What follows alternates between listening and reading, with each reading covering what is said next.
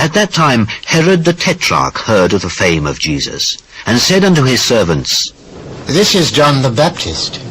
He is risen from the dead, and therefore mighty works do show forth themselves in him. For Herod had laid hold on John, and bound him, and put him in prison for Herodias' sake, his brother Philip's wife. For John said unto him, It is not lawful for thee to have her. And when he would have put him to death, he feared the multitude, because they counted him as a prophet. But when Herod's birthday was kept, the daughter of Herodias danced before them, and pleased Herod.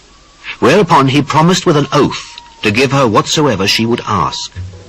And she, being before instructed of her mother, said, Give me here John Baptist's head in a charger.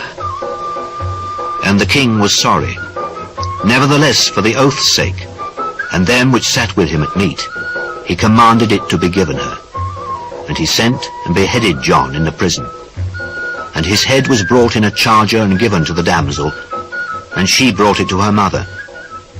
And his disciples came and took up the body and buried it, and went and told Jesus. When Jesus heard of it, he departed thence by ship into a desert place apart.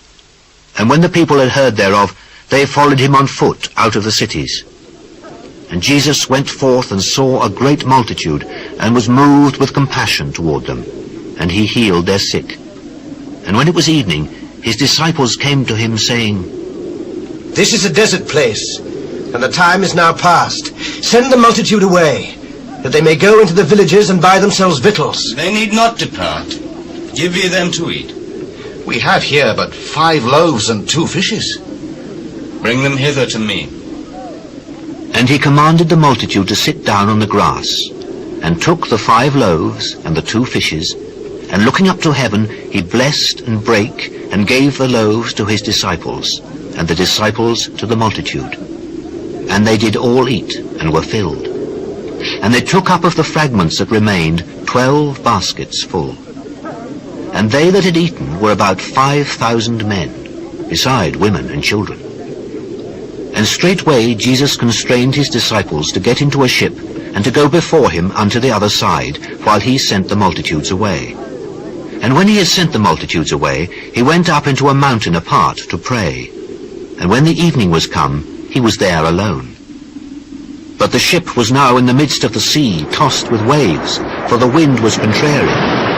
And in the 4th watch of the night, Jesus went unto them, walking on the sea. And when the disciples saw him walking on the sea, they were troubled, saying, It is a spirit. And they cried out for fear. But straightway Jesus spake unto them, saying, Be of good cheer. It is I. Be not afraid.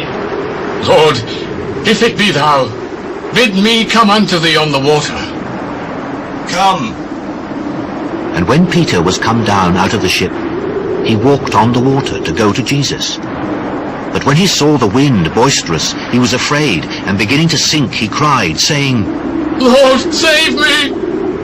And immediately Jesus stretched forth his hand and caught him, and said unto him, O thou of little faith, wherefore didst thou doubt?